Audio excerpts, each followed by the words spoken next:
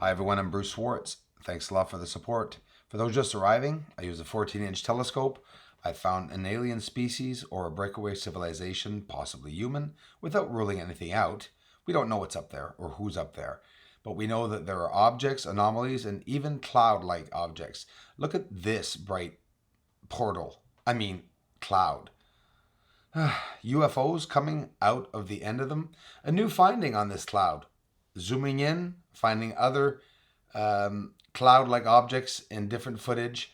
Here you could see that there is, whatever it is, it's a dark object that has to be, well, we're going to say UFO because it is flying, I think, and it's coming in and out. It's coming out from that light. There's another one coming out from the light. And this has slowed down a lot because even when I showed this cloud-like object, we didn't see these coming out of them. Imagine slowing it down. Slowing it down does a lot. It's all the whole process of doing everything to be able to see the surface. And we're in clouds, guys. And I noticed two things. I noticed a literal atmosphere. Oh yeah, John Lear was right. A literal atmosphere and a dust on the surface, like a dirty brown dust, like sort of grinding of rocks, sort of brownish dust. And that's what I'm seeing on the surface. Look at this object. Look at the cloud all around it, underneath it. So this is over top of the cloud cover on the surface. Different levels, different cloud covers. We see it here that there's something at the head of it, inside, or several objects in the side. So could these UFOs travel this way in this light? Obviously, that's making a lot of sense. All these UFOs pressed up together, all half a mile wide to a mile wide, in an area of maybe 5, 6, 7 miles. But I love the way they can easily thrust that light, powerful light, over everything that's going on there, like to hide the surface. So maybe these are also a part of what is hiding the surface. Just amazing. If you're like me, I really needed to know if there was someone up there on the moon. There is. Definitely is. Whether they live there or not, I mean, those are just things that we don't know right now. But we do know that there is activity literally on the surface. Now, for you to know whether this is up on the surface of the moon or between Earth and maybe pressed up more close to Earth or debris more close to Earth, there are easy ways to be able to find that out. And while I'm using the telescope, even a spot on my screen, I can post a video, and if I see there's a spot on the screen, I'll take it down for sure. It could happen, but it's easy to see because it's moving at the same time as the screen entirely, and not when I'm following it. Watch this. This is the dust I'm talking to you about under the atmosphere. Oh yeah. Watch the light appear or explosion on the surface. There we go. That was pretty wide. That would have been about half a mile to a mile wide on the surface, considering the focal length of this telescope.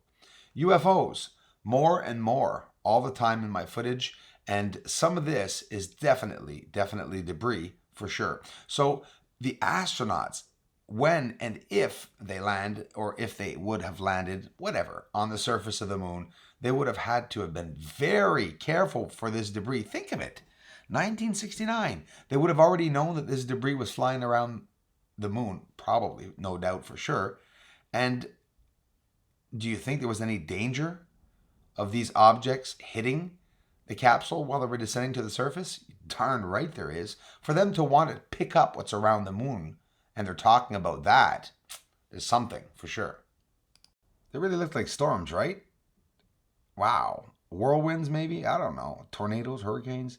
Well, maybe UFOs all pressed up together. Check this out. This is a panel I got, and this was with the P900, actually. And I could see a spiraling, I'm going to call it a panel. It's not a panel, but it's a piece of something, an object, physical matter. And it's spiraling around, well, what can I say, between Earth and the moon, let's say, because we don't know that this is on the surface, right? It doesn't look like it's on the surface because when I'm this far out, I don't see the UFOs I'm getting on the surface. This is not on the surface of the moon. but it could be in the lunar atmosphere, lunar orbit, or between Earth and the moon. We know that. So we got that much information. It's easy enough for us to distinguish. Look at it spiraling around though, and it's pretty large. It'd be about half a mile large, and it's really spiraling around. But it wouldn't be that large if it was closer to Earth, right? So it's never easy to judge. These are my watermelon seeds. These are the ones that are caught between Earth and the moon. So it doesn't mean dead center. It could be, again, in a lunar orbit or in Earth's orbit. But they're seen up when we look up in the sky. And this craft, you can't see the object most often. Even the military that declassified the cool ones recently in the past year, in the past few years, you can't see the craft itself. You can see some of its shape, round, circular, whatever, but we can't really see the details like, well, they don't have doors, but you know what I mean. Any detail at all on the surface, a surface to see if it's metal, to see what we're looking at, if it's an actual craft or if it's just an orb. And I'm pretty sure it's deliberate, and it's really well thought out of to be able to hide from us. Imagine how many thousands of years they could have been hiding from us. You're looking right now going west, at least 15 to 20 UFOs, top and bottom, all over the screen. There's a haze on the surface, color under the haze. This is Mare Serenitatis, surface color haze and UFOs. The proof is all right here. Say to yourself, those just arriving to the channel, thanks for subscribing, by the way. Every single video on this channel is less than 2 years old, is maximum 2 years old. Say to yourself that, because I just started doing this research, and that is how much I am able to find. Now, if the views keep continuing and the support and you amazing people keep helping me by coming here to view my videos and even share my videos, I'm getting a lot of help from everyone in contributions, etc. If everything continues, I'll be able to do this full time, and that would mean I would be able to do a lot more. I'm going to be able to get a lot of footage on the moon. Like, you know, Sunday night, I don't get moon footage. Even if it's nice, the moon, I really can't because I get up at 4:35 in the morning. So everything's looking good for us to be able to expose this a bit more. And if ever at one point I'm able to invest anything into this, it will be for a bigger telescope, of course. And you guys don't worry. I'm not going to stop this research. I'm only just beginning.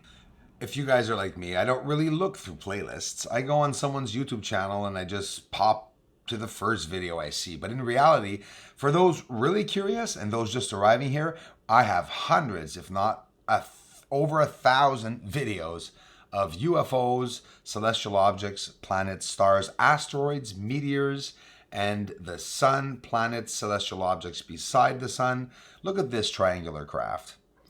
Isn't that interesting? Go into the playlists and look in the UFO, constructed objects on the moon, atmosphere and clouds playlists, and you will see all the proof of what exactly is up there on the moon.